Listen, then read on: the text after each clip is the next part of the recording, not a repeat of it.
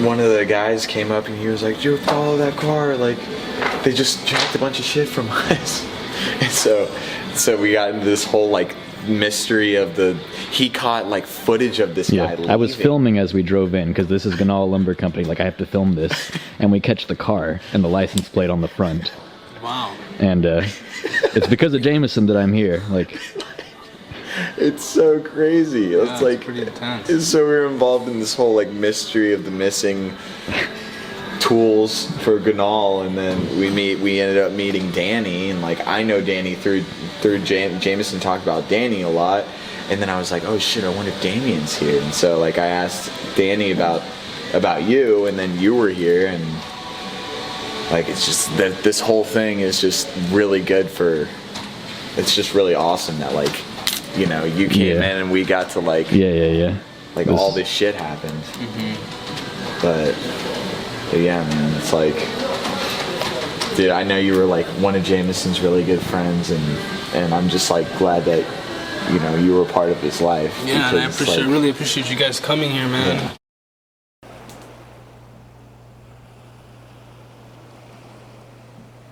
Shall we? Shall we what? Some pirate won't get anywhere without a ship. What? So, let's go get one. Oh, yes! Sora and Jack sure are cut from the same cloth.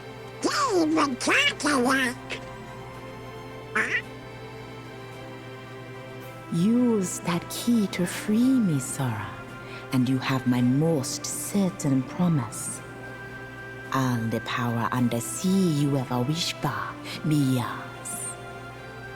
Free her how? Sora! What's wrong? Huh? Oh, nothing really. I'm good.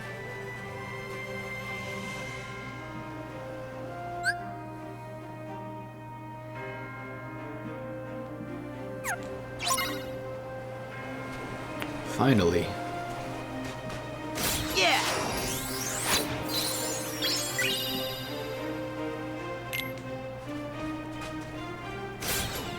Oh, I'm afraid I won't be joining you underwater, mates. Let's just say I don't have the gills. Could be a ship hidden deeper inland, if you're interested.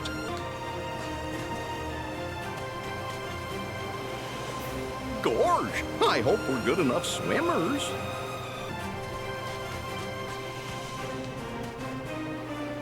Sora, you go first. Sora.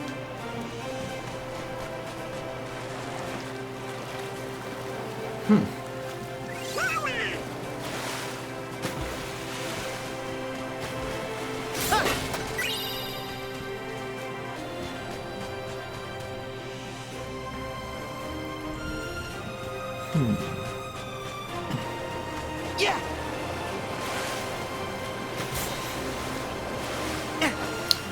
What kind of Mickey Mouse shapes I'm going to be finding in this world.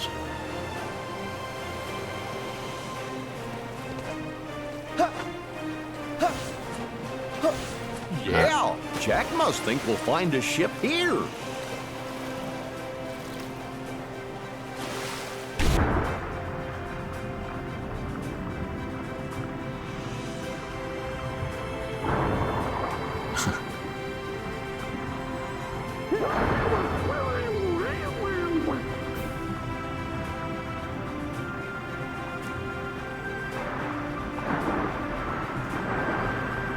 Let's see.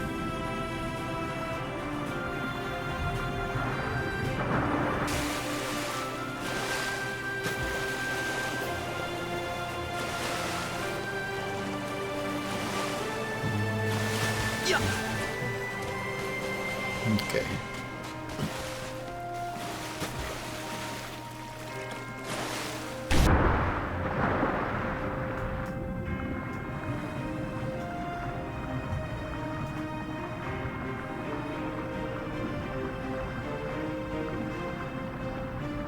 I bet we'll find some ingredients around here.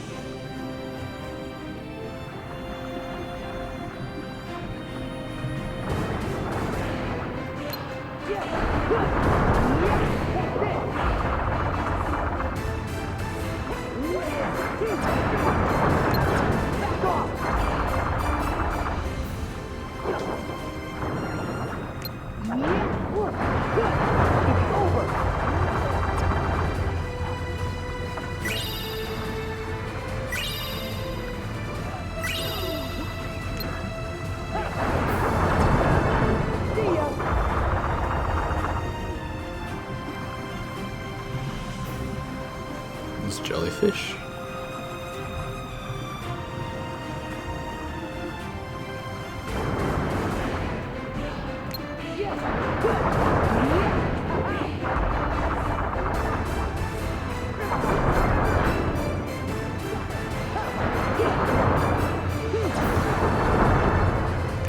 Am I like shooting waves of water at him? Oh, that's cool.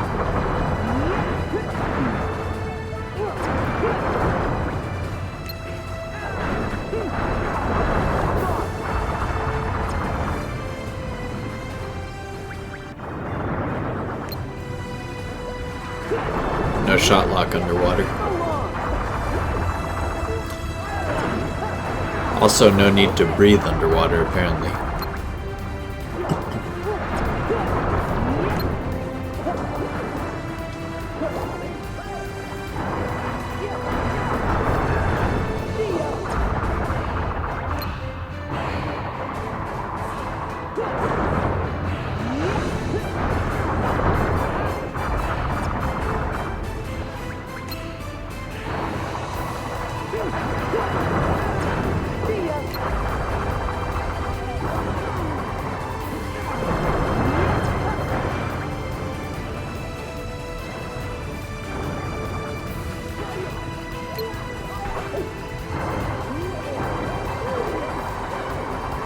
Did I just... oh, the wrong button.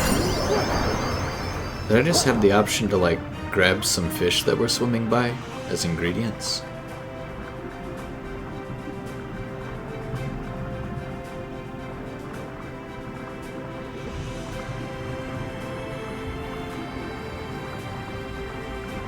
I bet we'll find some ingredients around here.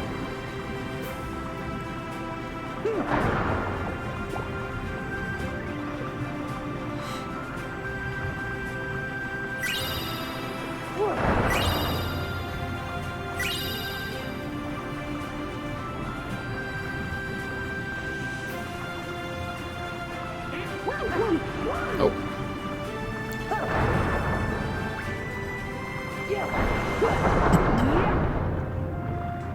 Oh. What was that? This.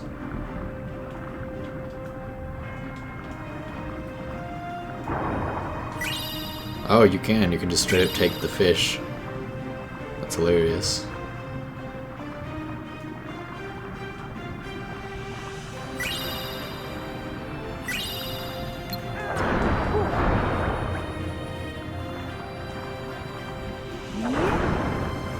This is cool. I like this kind of stuff. I always liked exploring the crashed boats in Morrowind.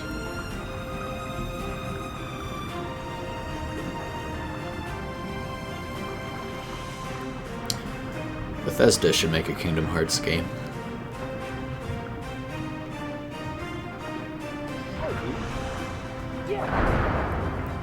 Greetings, Keyblade wielder.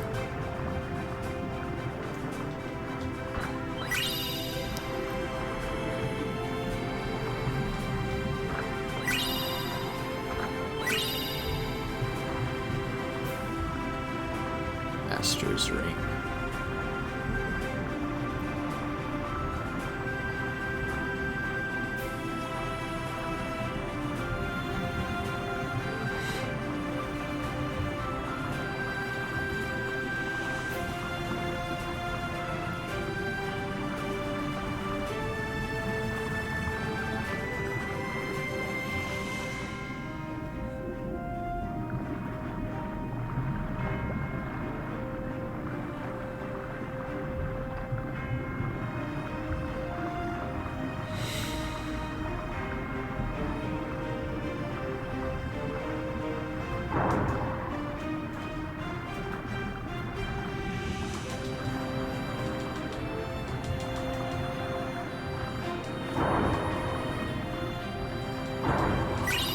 Got it.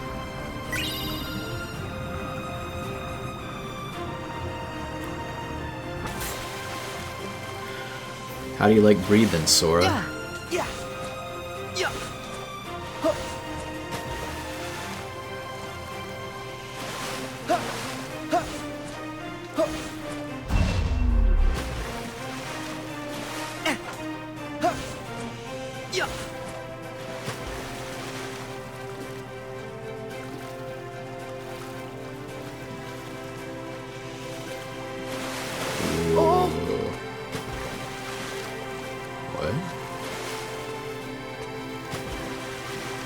point of this?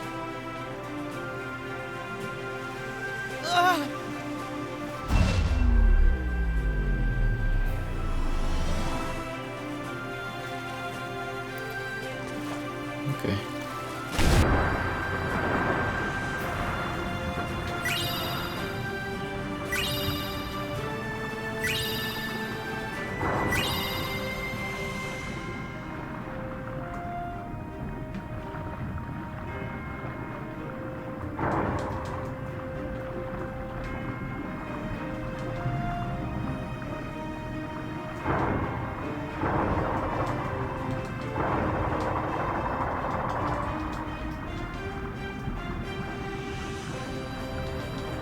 Just already gotten that. Oh, nope. Why didn't that pop up?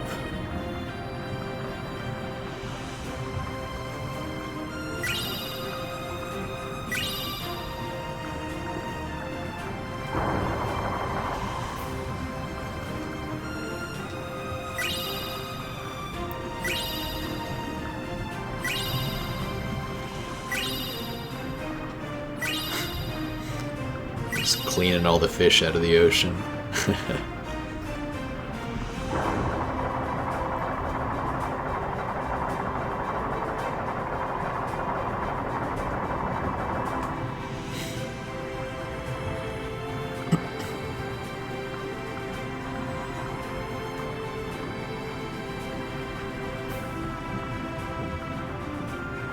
Hope we find some ingredients around here.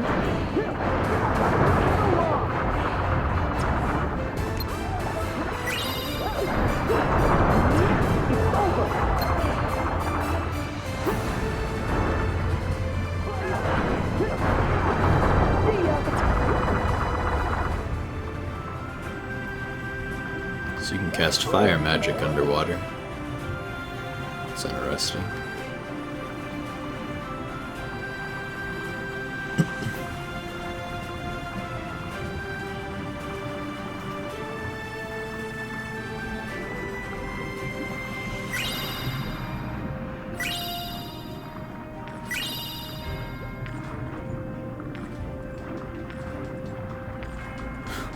Okay.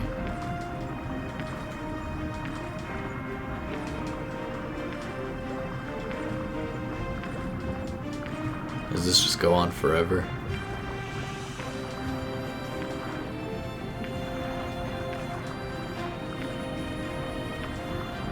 Alright.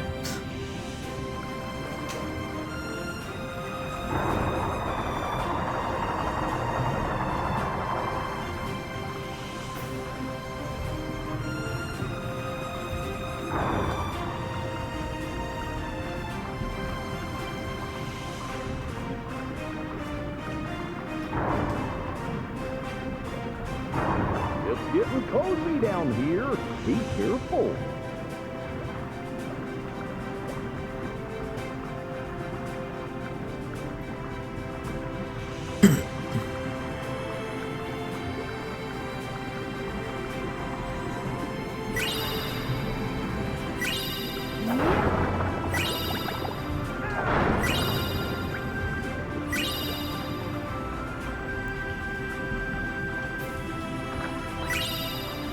Ooh.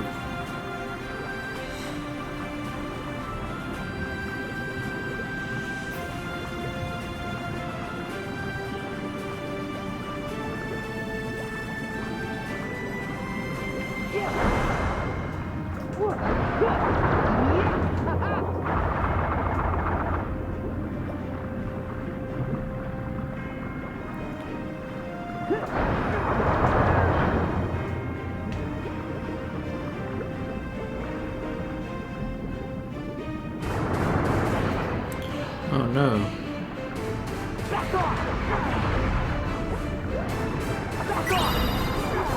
Oh, sea fire, sea thunder, sea blizzard. But not sea cure.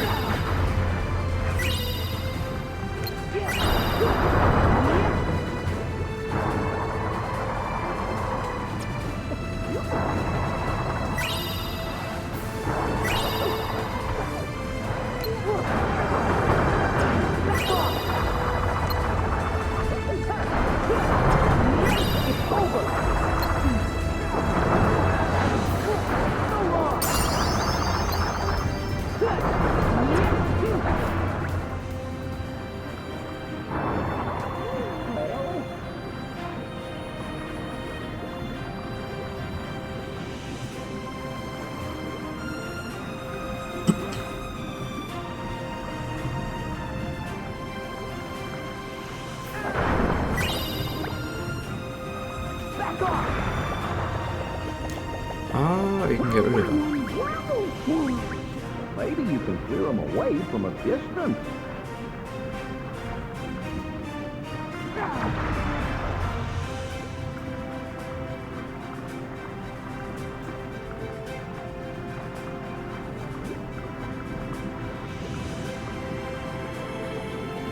It's like a maze.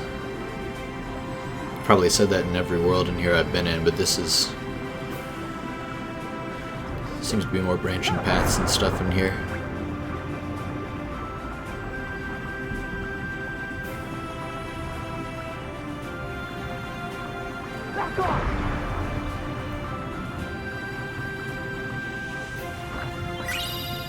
Or a halcyon.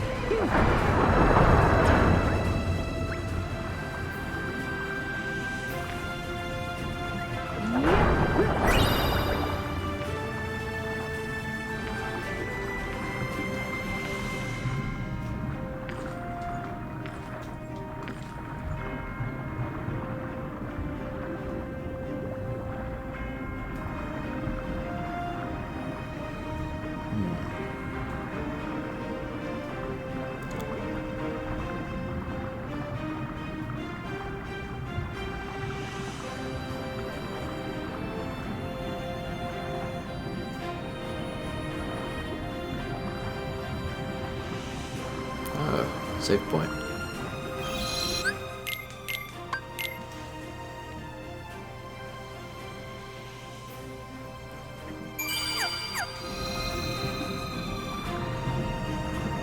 Was that pirate Goofy on the save logo? To check again next time.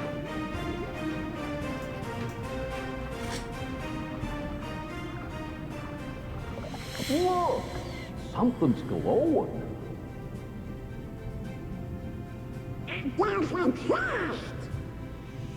That seems suspiciously convenient. I'll check it out.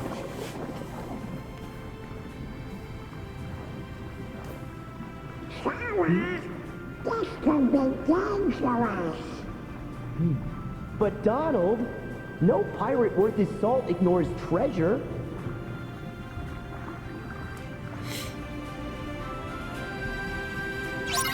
Sora, if you die, your bigger purpose in all of this goes unfulfilled.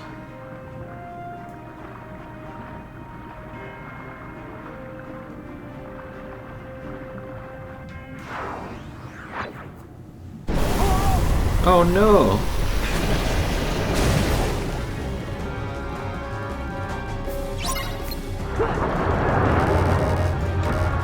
Will you eat me? Yes.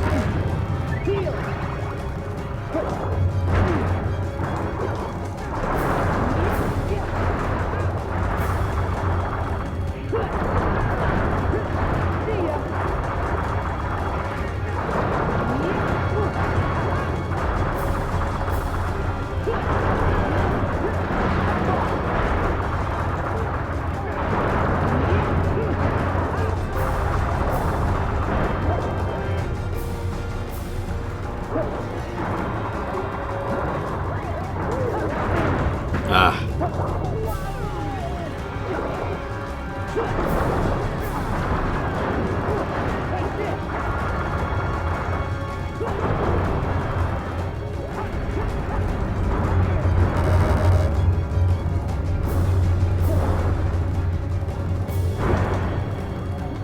Did he get me? No.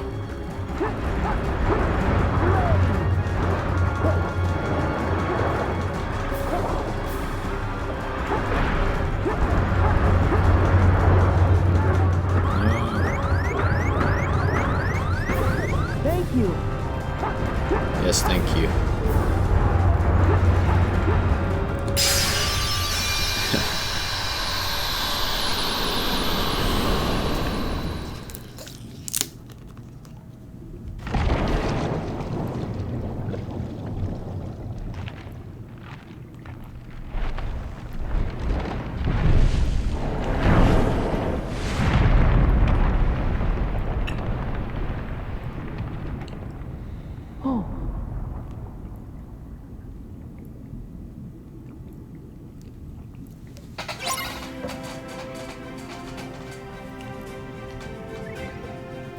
Thanks, Donald.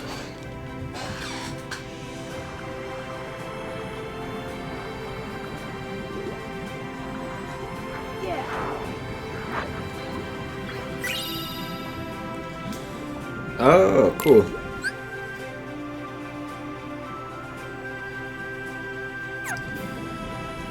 I should use all the summons at some point.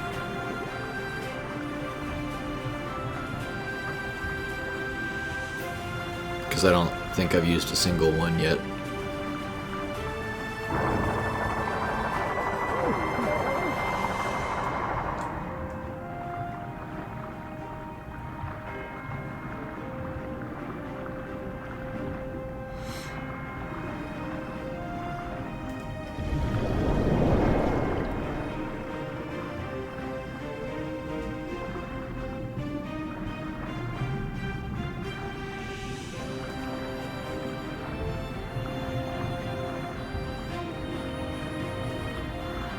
That's what I thought.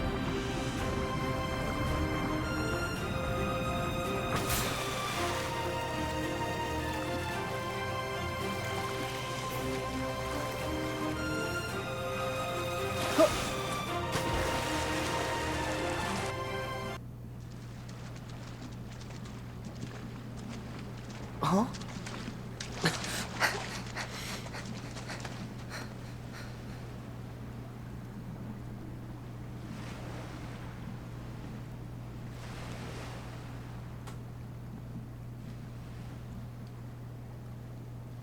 Oh, cool! Woohoo! It's our very own ship! You certain about that? Huh? What? Jack? Finders keepers. How'd he get here so fast? Mine. Savvy? Jack, you already have the Black Pearl. Aye. To which this ship holds no candle. But, take what you can, mate. Now then, my ship has a captain, but it does appear I'm in need of a crew. Suppose you'll have to do. Don't dawdle. Climb aboard.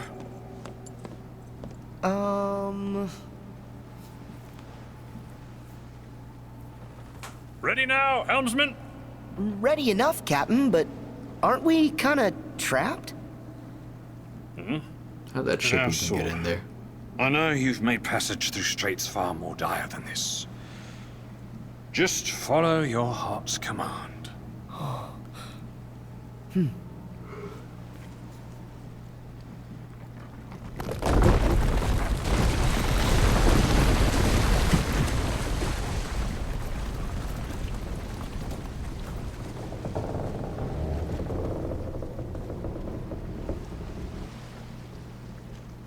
Make way!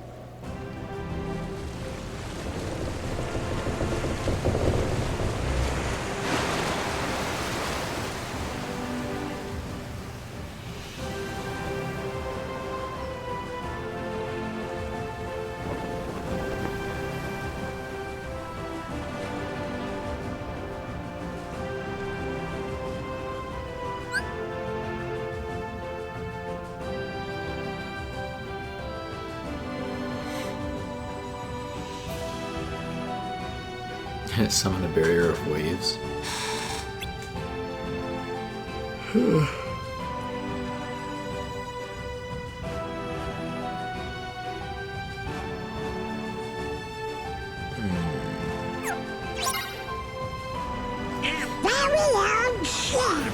Now we're true pirates. Aye, the sea's yours to explore. Don't let this chance sail by, mates.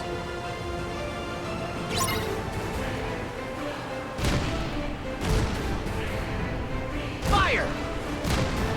Take this! Fire!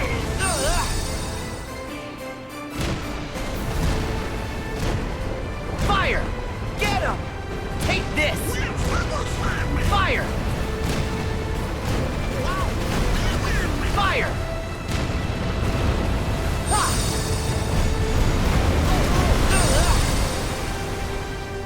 Aye, aye!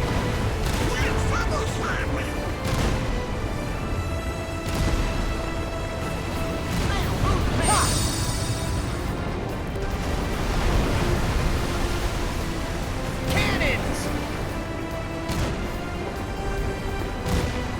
Get him! Yes! I call wins!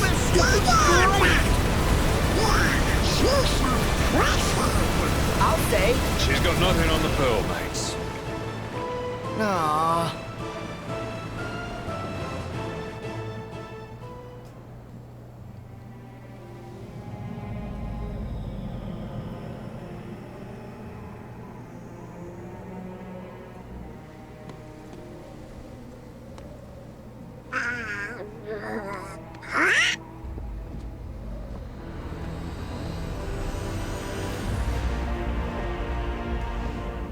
That ship! It's the Heartless. Oh, but look, this time there's somebody aboard. Isn't that... Not the merry company I'd hoped for.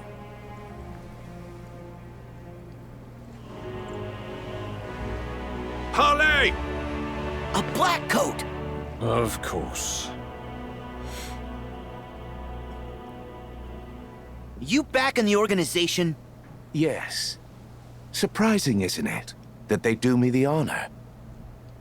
Never count your cards until they've all been dealt. Jack, don't you give this creep the time of day. Come now. Are you really so unsophisticated that you decline a gentlemanly conversation? What'd you say? Sora, stand down. It's the code. Mustn't strike a pirate aboard ship when said pirate offers to confabulate. Ah, yes. And how could I love games and contests without honoring the rules? Because only by winning fairly does victory have any savor at all. But, of course, the code is actually more guidelines than rules. Speak your piece. I am looking for a box. A chest, perhaps. You know the one. Yes. Maybe. No, I know of a box. But said box is not a box you want to trifle with, mate. Trust me. Really? A wager, then? And of what nature would this wager be? What say we have a little race to that charming port town which you hold so dear? Port Royal? Yes. Whoever reaches it first is the victor. And the stakes? You tell me all about that chest. Against what? I will get you whatever it is you want. Done! Jack? Then we have an accord. Now, let us begin. All hands! Prepare to make sail! But Jack! Drop canvas! Hey! Jack! Whippoorwill, lads! Jack, listen! What? Oh. You can't let him get his hands on that box. Do you really know whatever it is that he's looking for? Let's just say there's a potential possibility he wants the chest containing Davy Jones' heart. Because I haven't the foggiest notion why he'd covet the blighted thing. Is it a black box? It is more black than blue, so yes. Do you think it's the one? Could be. And winning the race would keep it out of Organization 13's hands. Hey. You're right. What are you three muttering on about? Basically, we need to win this race. Precisely. No purchase, no pay. You might have the makings of a pirate after all. Yeah!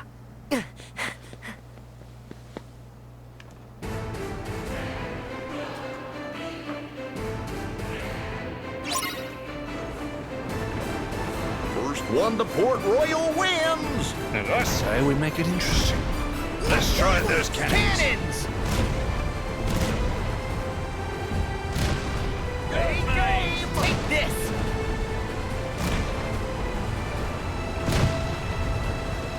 Take this!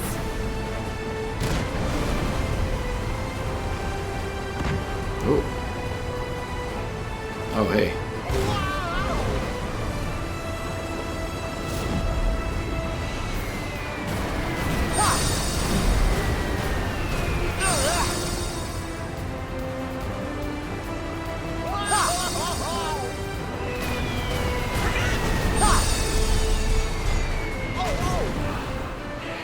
All right!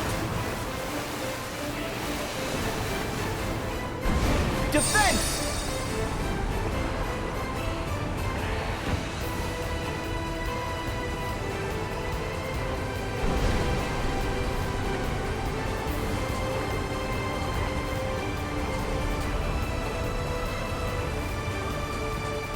Defense!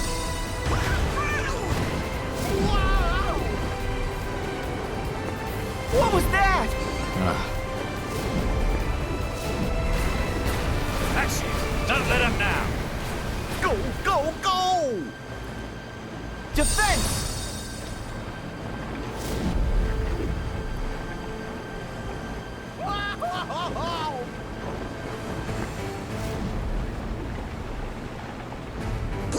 Close!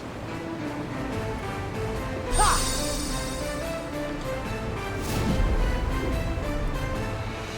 Defense!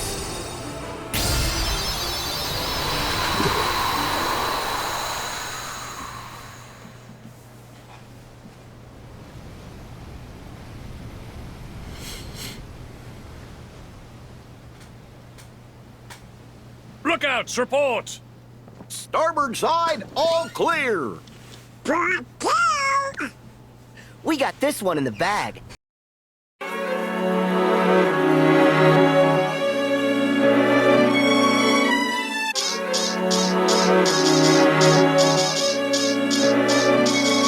Okay, now stack a bits to pay rent, but really main cash and me. Me the rap for free, me the glad to be. I broke gas in the crib and the gig, I'm a digging the land. Queen to my baby doll, this a baby doll. About 500 with the rain in the back, this take the job. It's about time, I'm gonna take off and break the pain, come away, it's off. This is beautiful. Yeah.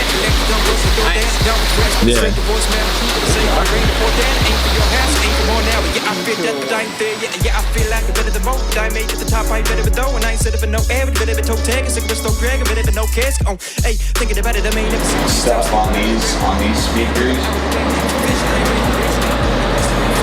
On these speakers.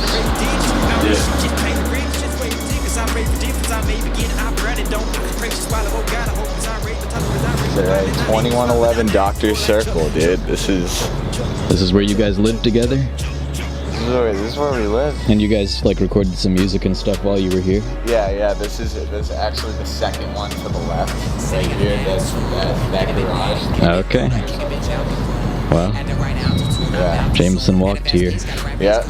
We would have these little groups over here. Every Monday night, I think it was. Every Monday night, we'd have these little groups with all the other sober living guys. And it's a nice little area. Yeah. You like living here? It was cool. I mean, the place is kind of run down, you know. Yeah. This is it right here. This was your house? This is it. Is it weird that I'm filming? I guess people are probably living. The spot. Yeah, JMO and I, we were recording. It's funny because we would record stuff in this room, and sometimes we would record it at like 11:30 or 12 o'clock at night, and maybe even 1 in the morning. And our roommate was this scary dude that he was in prison for like 25 years. Yeah, and he actually got himself out. He was he actually studied law while he was in prison, and got himself out of prison after 25 years. And he was a really nice guy, but he would get so pissed off at us because we would make music at like 12 in the morning, and we would always get so scared when he would come down. we would literally get scared. We would just he would be like at the top of the stairs, and we would be like recording something, like Jamison would be like, and then he would just come down and be like, could y'all shut the fuck up? Yeah. And then we would be so scared, dude. And but there's no way he would do anything because he would go right back to prison. But still, he was a very intimidating guy. He had like Africa tattooed, like the country, tattooed on his, like the actual shape of the country. The shape of the country tattooed on his body. But really nice guy. He came, Hollister. He came to the memorial that we had for Jamison. Good. Like 8 or 9 months ago, I think it was. Man, yeah, I kind of forgot you guys did that, but yeah, that makes sense. You'd have a memorial for him out here. Yeah, it was super cool. But yeah, this is it, dude. This is like the first place. This was right when he got out of rehab, and thanks for showing me. Yeah. It's just coming to these places. That's what I wanted to do. No AC. No AC. Yeah, so we would just be baking. We would just be baking, dude. Sometimes. At least it's mostly a dry heat out here, isn't it? Yeah. Not too humid. Yeah. Well, yeah. It's like it's not humid, but it will still get up to like 95, 100 degrees. Oh, okay. And when that all of that heat is absorbed inside of one place. Yeah. The heat sticks in the walls. Okay. And resonates like through the night, so it's like hot as shit in the night too. Moved from there to over here. And this is where we lived for like a year. Okay. How was this place? About the same. About the same. It was a lot nicer. It was a lot nicer, newer, it was remodeled and everything. It was smaller, but... And you were here together? You were roommates here? Yep. We were housemates over there. He was in a different room, but we were roommates over here. Okay. And he was the best roommate. He was like the best roommate I ever had because he was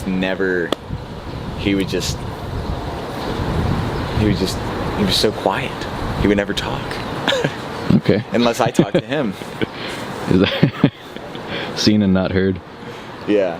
That's how he was. That's cool. I just remember I would always come in.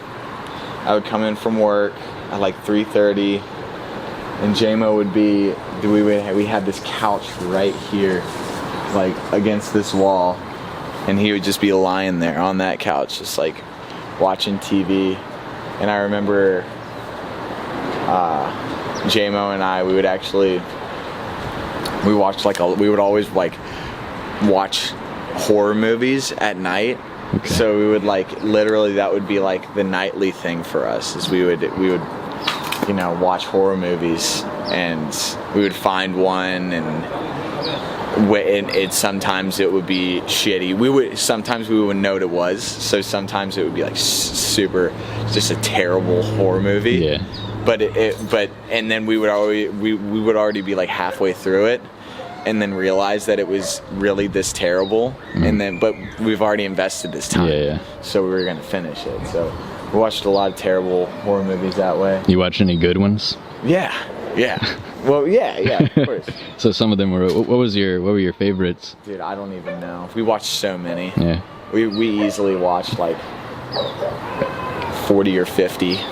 You ever see The Others? Nicole Kidman. Yeah. I love that movie, man. Yeah. No, that's a good one. The twist ending, dude. I think that's M. Night Shyamalan. No, it's I can't remember his name, but he did another one more recently that I saw 4 years ago. I thought it was garbage. It was called Regression. It was one of the worst movies I've seen. Okay. And I found out it was him, and I was like, I can't believe it, because The Others was great. The Others was a really good movie. The twist ending at the very end was, nobody was expecting that.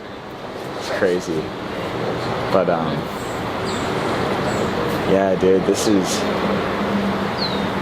we just be kicking it out, dude. And this whole thing used to be a sober living, and we would kick it up there, and then our other buddies lived down here in this one. So we would go over there sometimes. I would go over there. Jamison didn't really like travel. Travel? Yeah, he would kind of just from here to here most of the time. Okay. Which I would have rather done that with him too. So that I was usually in there with him most of the time. I saw that.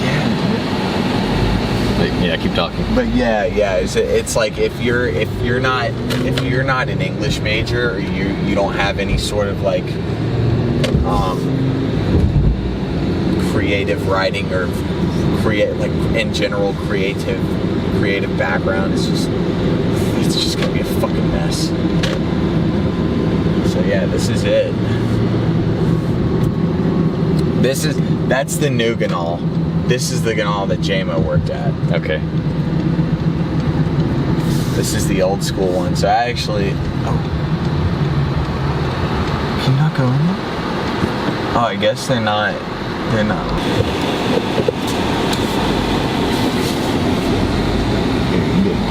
Good shot, right? This is where Jamison worked. This is where I would pick him up. I would pick him up sometimes from here, and he actually worked back here. This is where the lumber yard is. Okay. He works most okay. of the time. I see. Yeah. Cool. Yeah. Doesn't seem to be anyone.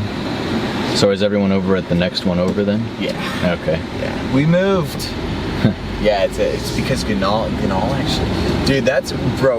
Ganahl treated their employees so well. Like they gave Jamison so much vacation.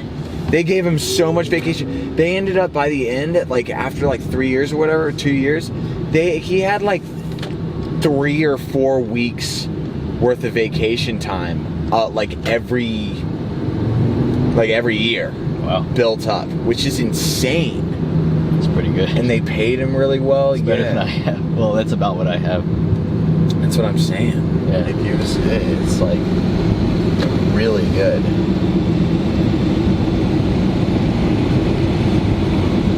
Okay. Yeah, I'm sure Annie. I think that's the supervisor's name. I'm sure you can just come up in here and then.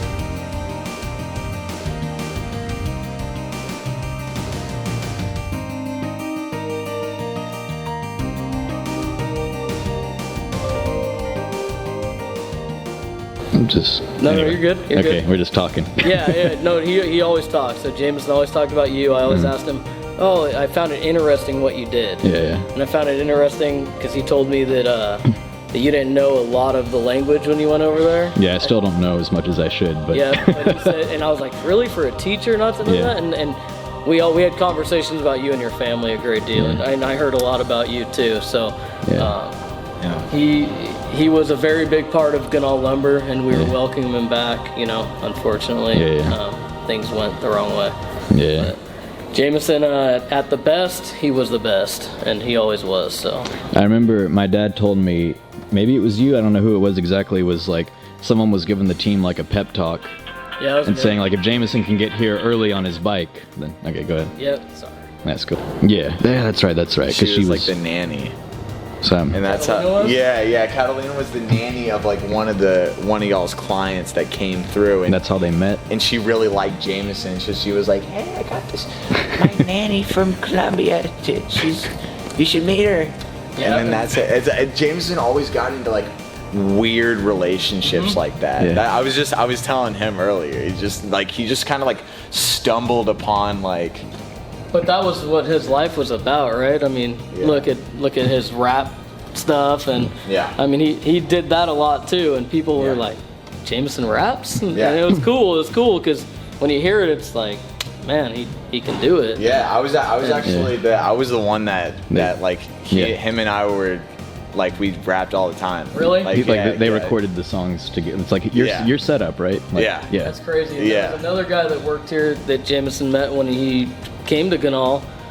His name was Wyatt, and they were rapping together too. Wyatt. I still talk to him. You guys, really? Do you remember Wyatt? Yeah, I hired Wyatt too, and then he left. Is Wyatt the guy who's tagged in the hiking pictures with you guys? Like the three of you guys?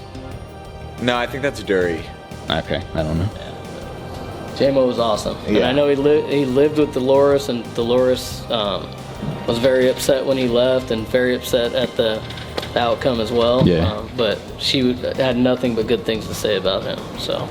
Yeah, Dolores was awesome. Because I went over to her house, like her and Carl's house for a few times when JMO was living there. Yeah, and we would like, she would just let us. Her and Carl would just let us like kick it over there, and it was pretty awesome. Like Jamison was very unique in the fact that he did a lot of things that were different, right? Like he fluent in Spanish and lived over there and got along perfect with them, and he rapped and he worked here at a high level, and he loved hiking on the weekends with Damian that works here. Yeah, does he still work here? Damian, yeah, he came back here. He sells doors and windows now. Is he here? I'd have to look. Okay. I think he is. That is somebody that you'd want to talk to as well. Damian, him and JMO like they hiked all the time. Were they? Okay. Yeah. 100%. You should get hold of him.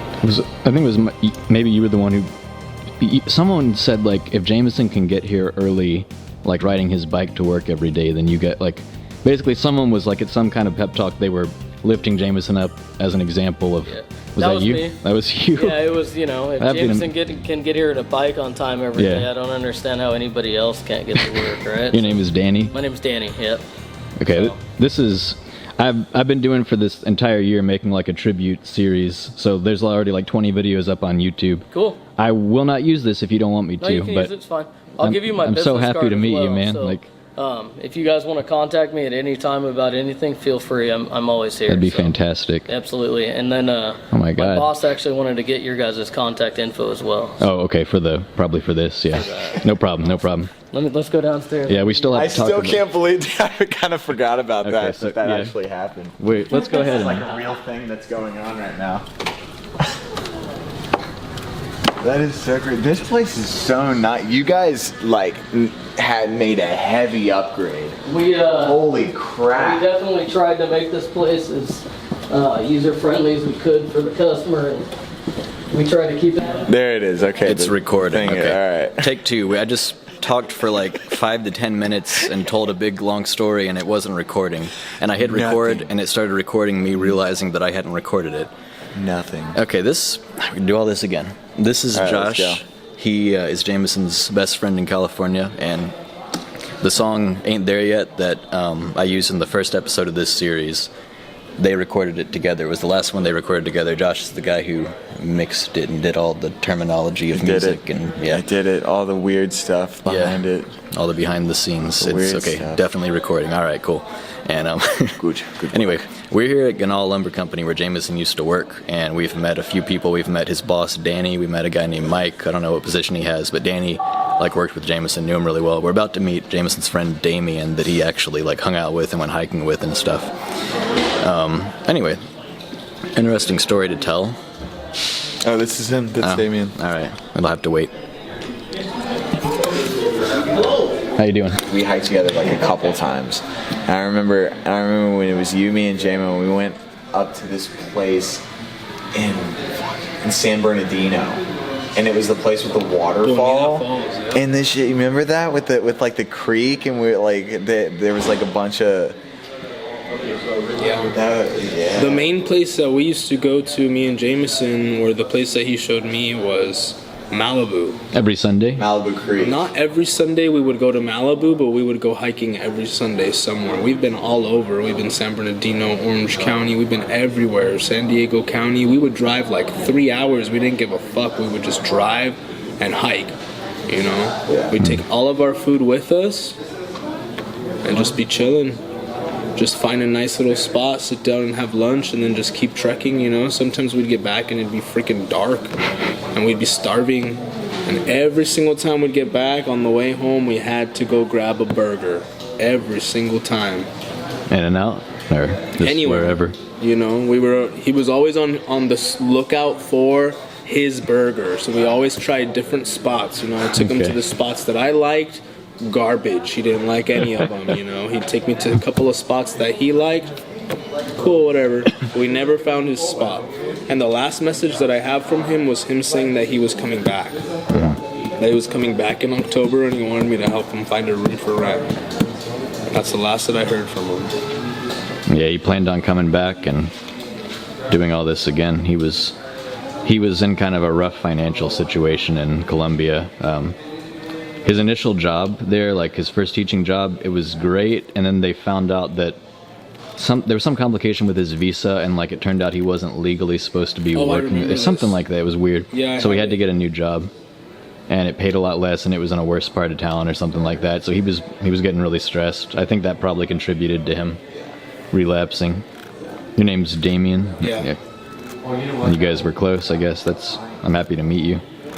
So.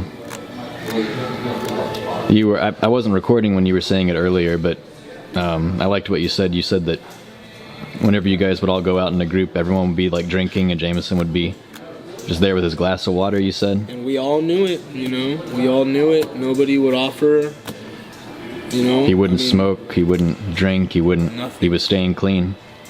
Absolutely. Very avidly. Very, very avidly. He was really staying on top of it.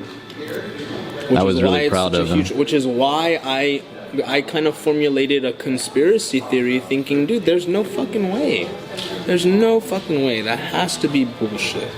Because I felt like at the time, we were exchanging emails back and forth, I felt like at the time he would have at least, you know, said something about it.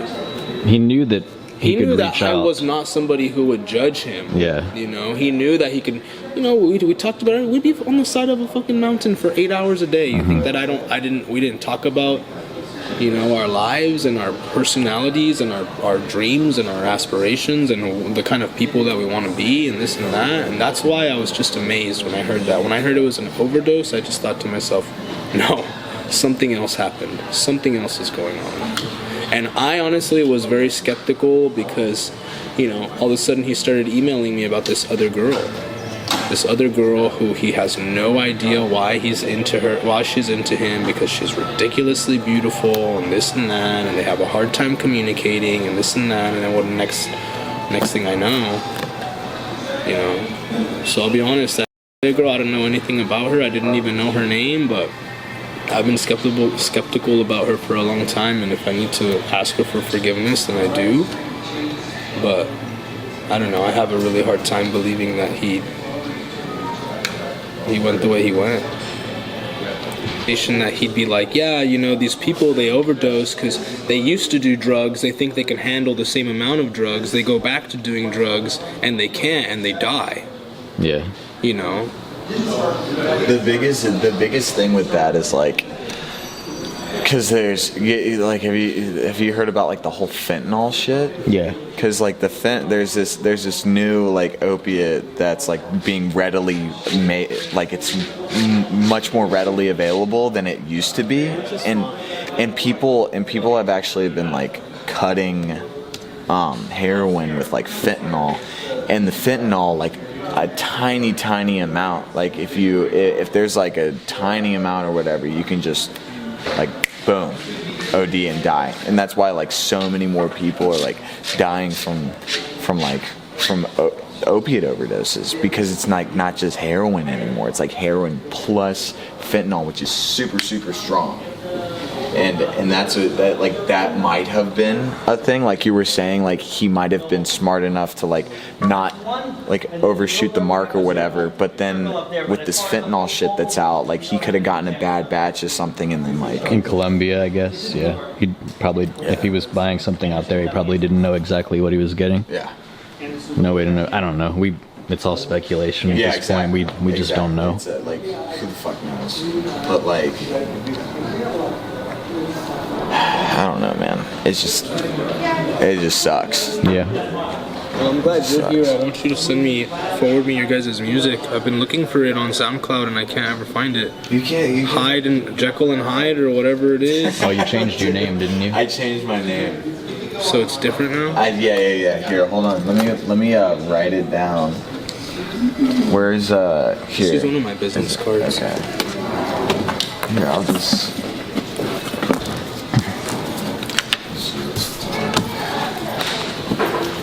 Okay. Good night. Okay, so the last time I went hiking with him, we were deep. We were like 7 hours deep. And this was one of those hikes where we would take off from the trail and do our own little excursion. So we came across a waterfall in the middle of nowhere. Nothing, as if no human had ever touched it before. And we climb it, and we're gonna follow the creek. Well, I had never experienced stinging nettle before.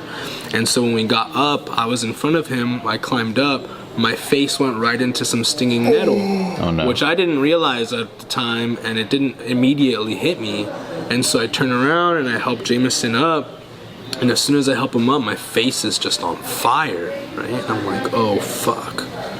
Jameson's like, what's up? I'm like, I don't know, dude, I think I got bit by something or something. I'm tripping out, man. And he's like, whoa, what the hell are you talking about? I'm like, my face is just like on fucking fire, It's like turning red and all this. And it turns out, oh nah, it's this plant right here.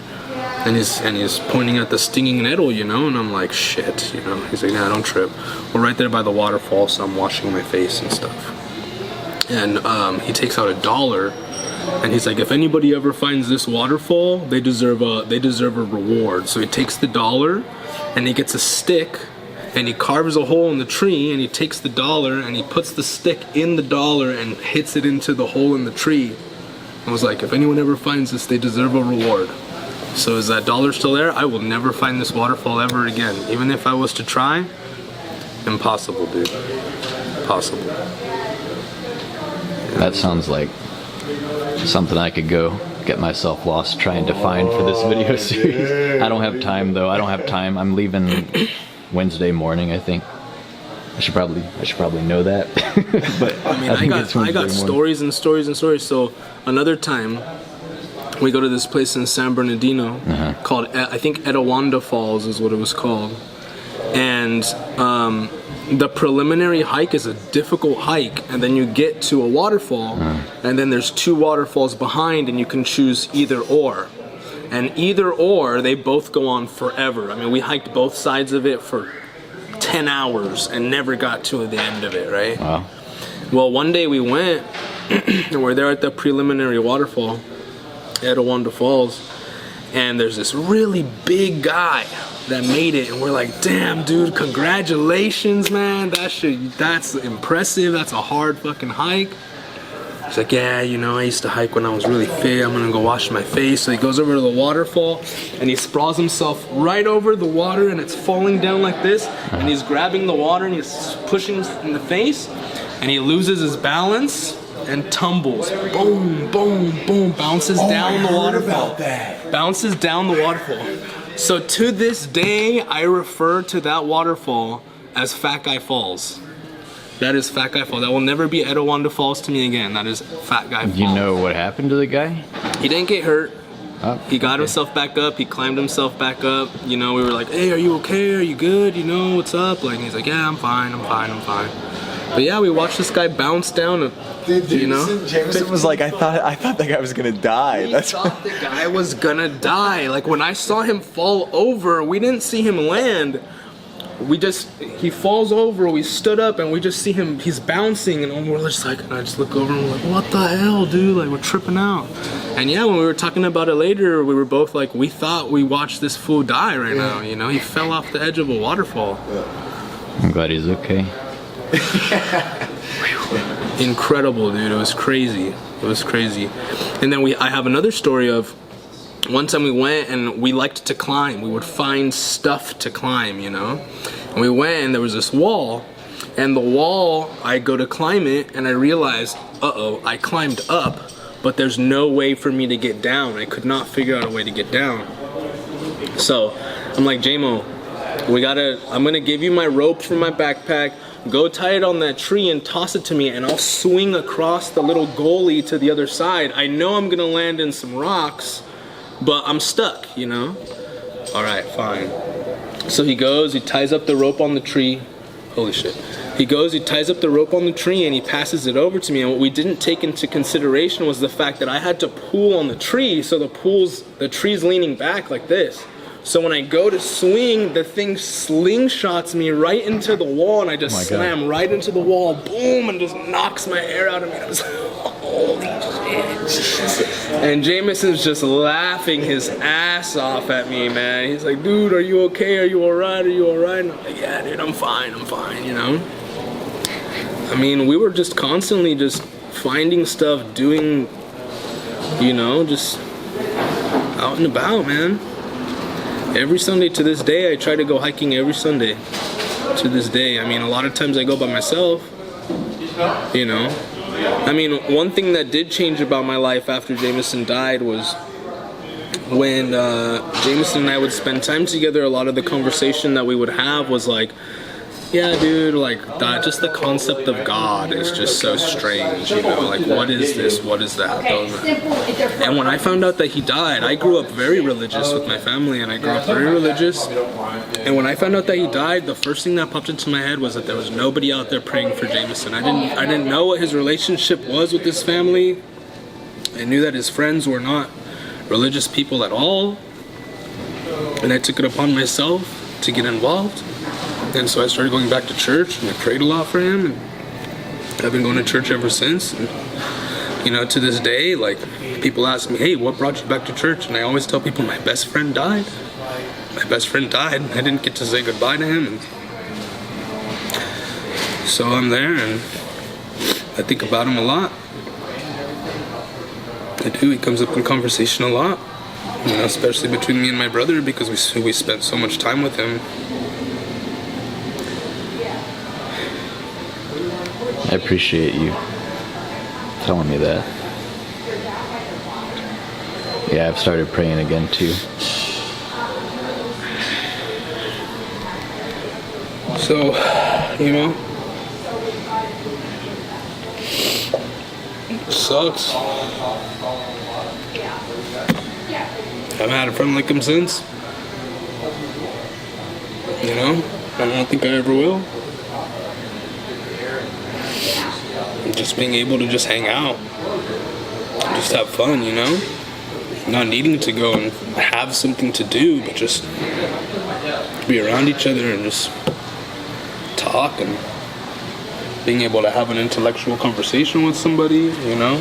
So let's see here. Well, that's the thing about Jamison is like he was the kind of guy where he didn't have like this imposing kind of. You could kind of just be around him and like it'd be okay to just like not talk sometimes, and it'd be okay to just like if you were hiking or if you were like just watching TV or whatever, like you could just be there with him, and then you could just like be there with him, you know. And I thought that was, I mean, it's kind of hard to find somebody where you can just like kind of just be there with them, and it's like okay, it's okay to not talk. So. You know, something like this. What's up, I'm Damian.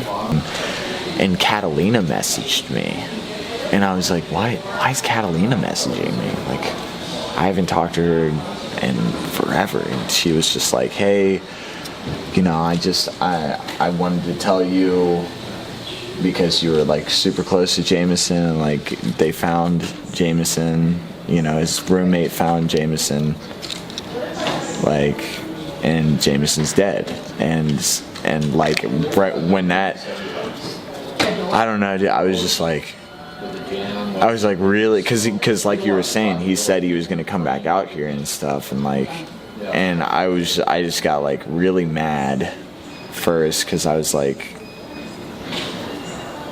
I don't know, dude, and I just got like really sad, and it was just super shitty. It was just like a really shitty thing, because I've lost.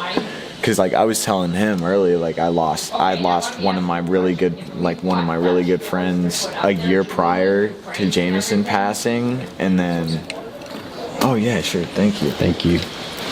And then the year before, and then when I was like 17, one of my best friends like died of cancer. So it's like this is unfortunately like this is something that like I've grown accustomed to.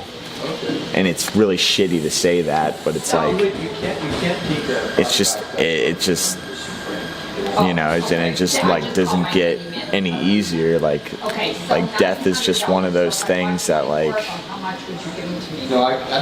because like you were talking about, it's like we don't know, like, you know, the concept of God and stuff. Like we were talking about earlier, like we don't know for sure. We can like. That's where like belief comes in and faith comes in. Like I have faith, I believe in something. I was just telling him, like we were talking about it earlier, but like that's what I guess that's what makes death so like so shitty.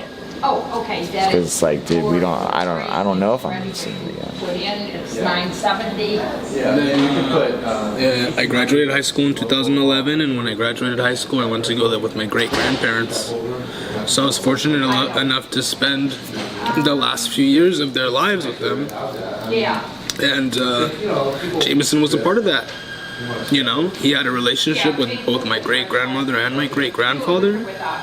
And when he passed, my great-grandmother had already passed, but when he died and I told my great-grandfather that Jamison had passed, you know, my great-grandfather was in tears too. You know, he was like 96 or 97 at the time, and when I told him what happened, you know, it broke his heart. And that just makes it even more important to me, like, the person that Jamison was, because he was a part of that part of my life as well too. And he had a relationship with my great-grandparents, you know?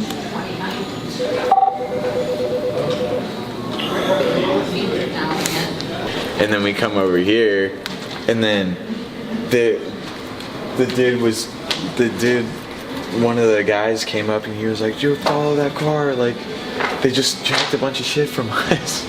And so we got into this whole like mystery of he caught like footage of this guy leaving. I was filming as we drove in because this is Ganahl Lumber Company. Like, I have to film this, and we catch the car and the license plate on the front.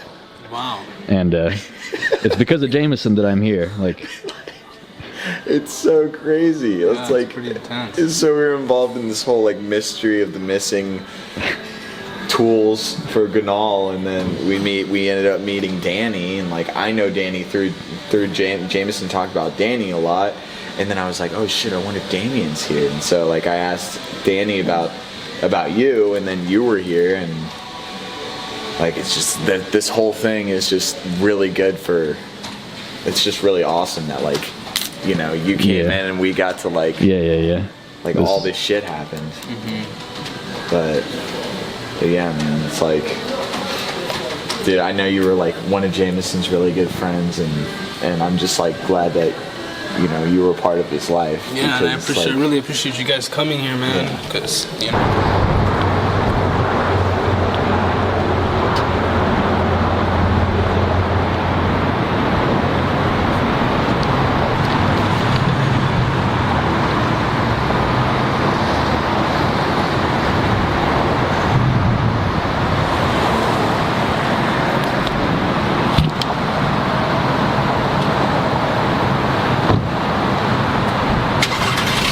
So we started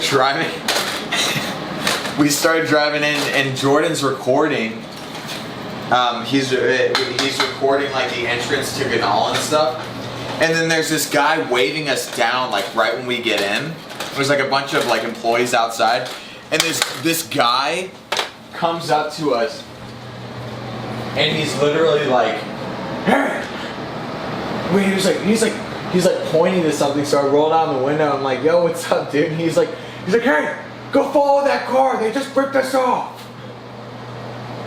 And I'm like, and I'm kind of like, what's going on right now? Did you follow? No, I'm like, dude, I'm not gonna get in a high-speed chase for some fucking tools that somebody stole from you. So we go in, and the guy was like, hey, you gotta come in here. You gotta come in here to this person's office because you were here when it happened. And then Jordan was like, well, actually, I was recording. I might have gotten the guy's license plate. And the guy just like grabs his camera and he's like, all right, let's see what's going on here. And like he was like super rude about it. I think he had some sort of like social deficiency or something, because it was really weird. But he was like, we gotta get this guy. And so it turns out that Jordan actually got, well, first of all, let me preface this with the footage that they got of the car did not have a license plate number, like a clear license plate number. Yeah. Jordan recorded this dude's front license plate super clearly. Yeah. So by accident. By accident. So we put it like we plugged his camera into like with an HDMI cord into this like giant TV that they have, and dude, he got the license plate in like the bottom corner, and they were like, and afterwards they were like, yeah, we plugged the license plate in. We got a hit at this person's address. It was like Huntington Beach or something like that? Yeah, it was in Huntington. Jeez. So like we just come in there expecting to like, you know, interview. He wants to like interview some people and like for the documentary and stuff, the memorial thing. And we just fucking solved a crime. He solves a crime. What are the chances? It's all because of I'm there for Jamison, like who used to work there, and it's like it's me who did it. And it's because of that. It's so crazy. Yeah. Just a crazy scenario of things. Thank you. Yeah, no problem. Need some eggs with this. What was it? Pink Himalayan salt? Pink Himalayan salt, dude. It's my attempt at being fancy. It's working.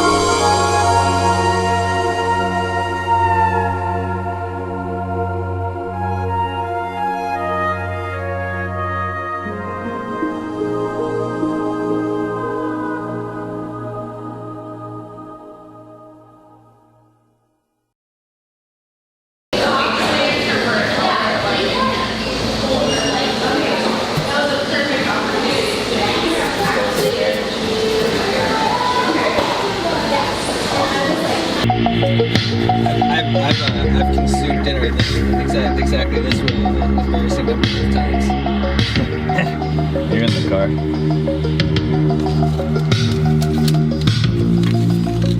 We're ready to consume food California style. Yeah. And they gave us these placemats. We got the food to cargo. The options in California are for here to go and eat in your car in the parking lot. We're going with the most authentic option. Yeah. You just said all the stuff I was going to say. This is In-N-Out. This is the In-N-Out. Like the In-N-Out headquarters is... That's In-N-Out National Headquarters over there. Yeah. That's where all the burgers come from, or at least where they're designed.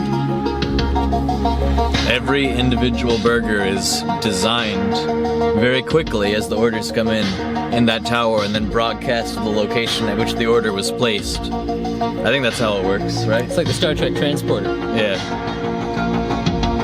Jamison liked In-N-Out. I guess the first time either of us had In-N-Out was when we were driving to California, driving to Seattle, winter, toward the very, very end of 2011. I still haven't told that story. I'm going to.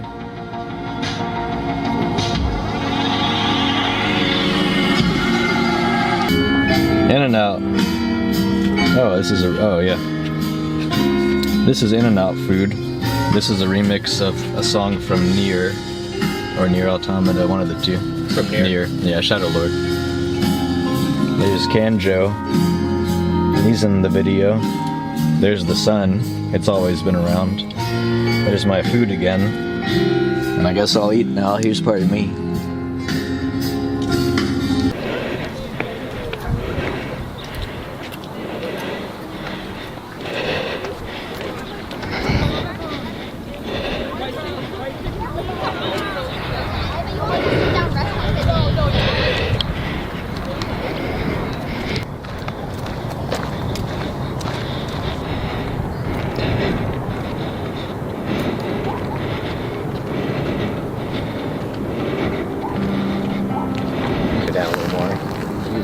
But won't have people's voices.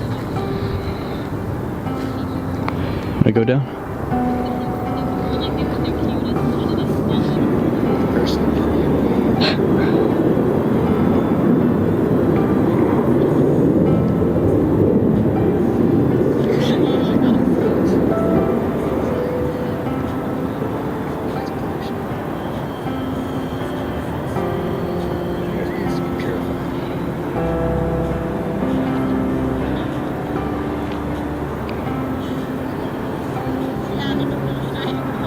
It's gone. I'm not sure if it's going to come up when it goes under the clouds there. It might be under the clouds by that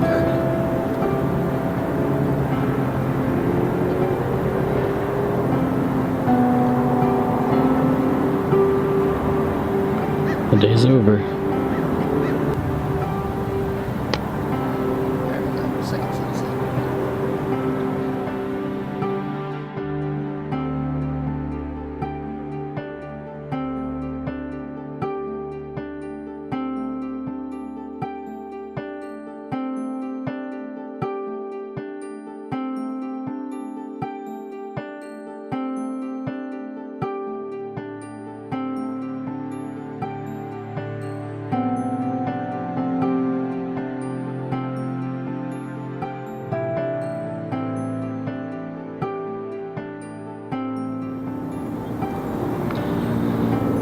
This almost makes me wish I'd gotten the further away lens. It's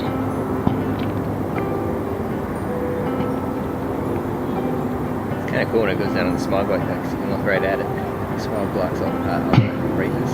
Yeah.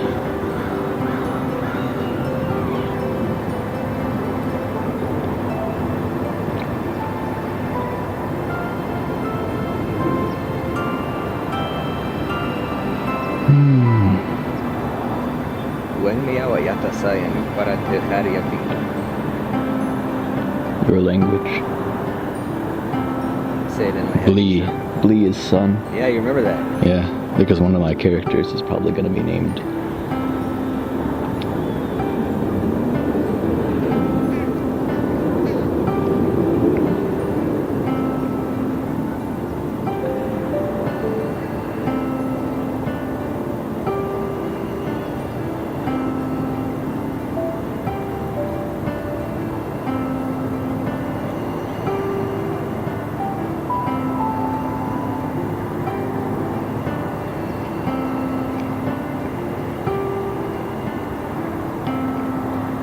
One of my characters is probably going to be named Etwell.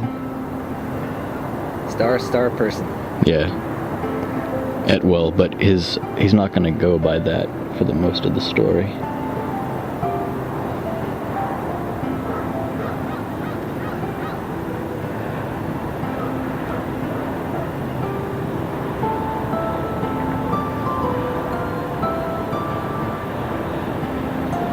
Skafta sana äleristi narvutta jalassa. Vedri veken velete sanisale kola.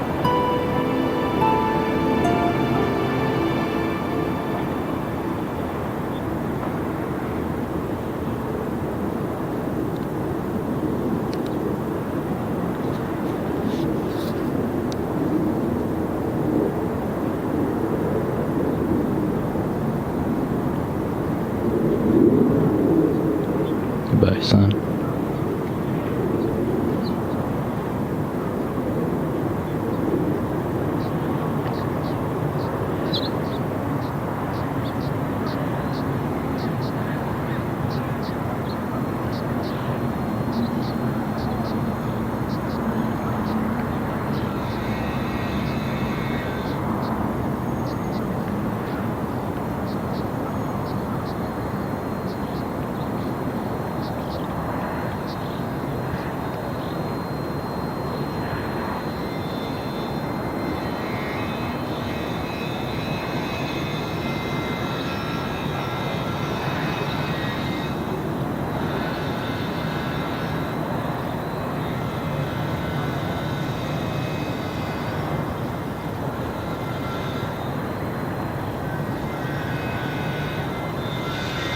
Gone.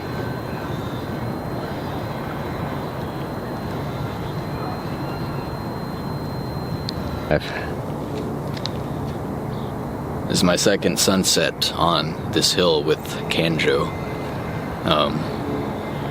Today was interesting. I met Josh Knight, Jamison's best friend in California. Are there snails on this? Yeah, there's quite a few snails and slugs around. Whoa! Okay. Can we zoom in on that? There's cacti here too, but I've never seen snails like this. They're everywhere. They're all over these tree things. They'll get on your legs if you're not careful. I don't like that too much. I had one yesterday, actually. I didn't mention it. Oh, did you? Yeah, it's such a common occurrence. Anyway, yeah, I met Josh. He showed me where he and Jamison used to room together at the, I guess, like the rehab facilities, places they provide for people. And we went by where Jamison used to work, Ganahl Lumber Company. And interesting stuff happened. I think the story's been told in another video, but I don't know which I'm going to use. But I'm filming with this camera because, of course, like, it's Ganahl Lumber Company. It's where Jamison worked, and his job in California. And I've heard a lot about it. And so when I saw the sign, I got really excited, and I start filming. I'm pulling into the driveway, and this other car goes out. And there's like a guy who works at Ganahl who's like frantically motioning at us and pointing, and I thought he was trying to say, like, go park somewhere, like, you're not supposed to come in here, go park over there. And then Josh rolls down his window, and the guy is like, go after that car. And I thought he meant like that car is going to the correct place, like go park there where the car is going, because I didn't even look at where the car went. And Josh is like, what? And the guy's like, go after that car, he ripped us off. They just ripped us off or something. And so he was essentially asking us to chase the black car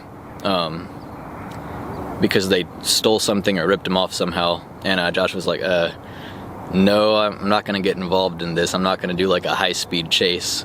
Like, we're not going to go be vigilantes for this.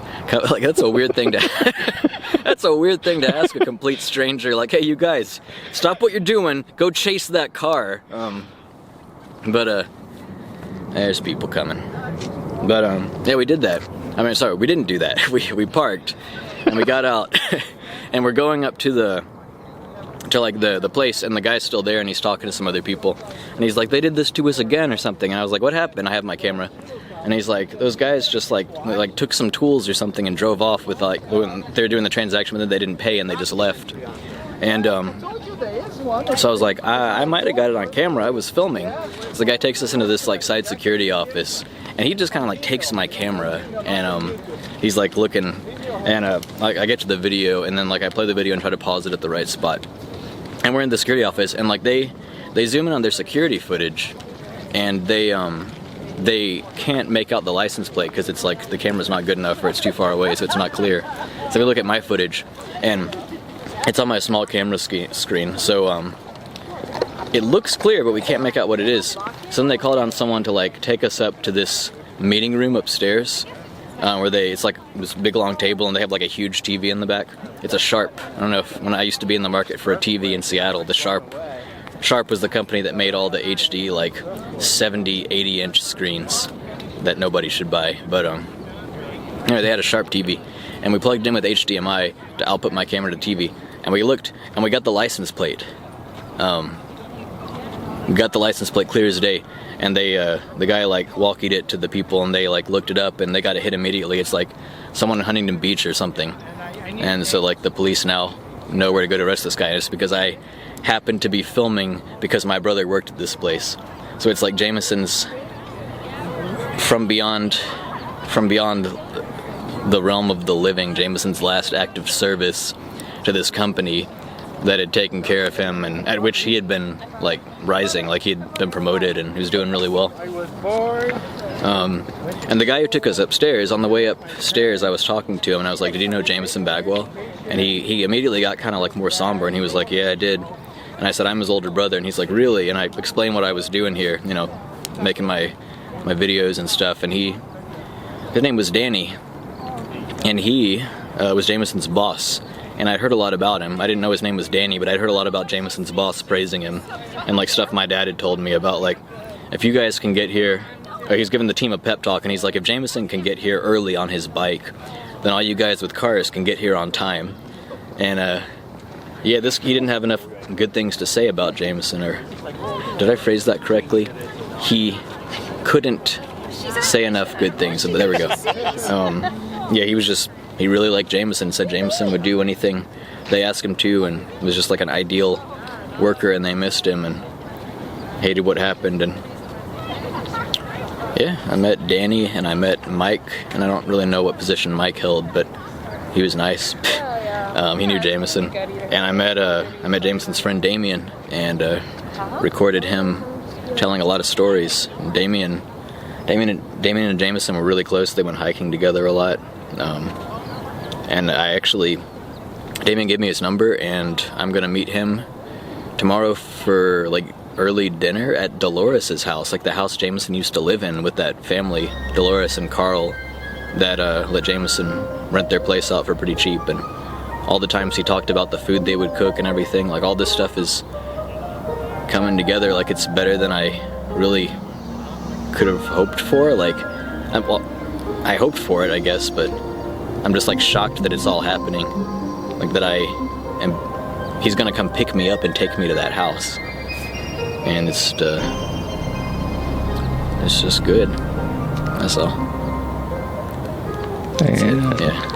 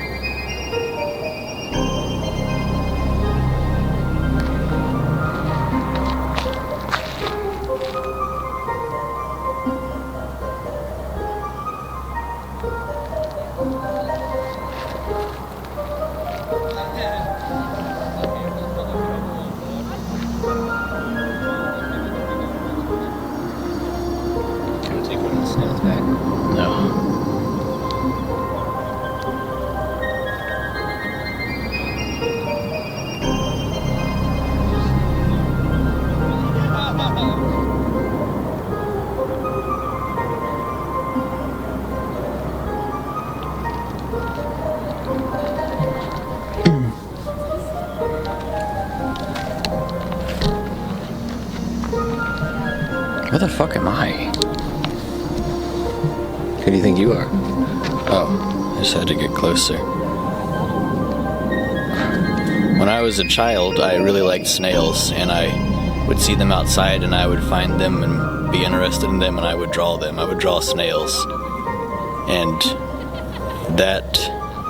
And there are snails here, and that's the connection. Also, when I was a child, Jamison was there. That's the connection. Welcome to the snail megalopolis, motherfuckers.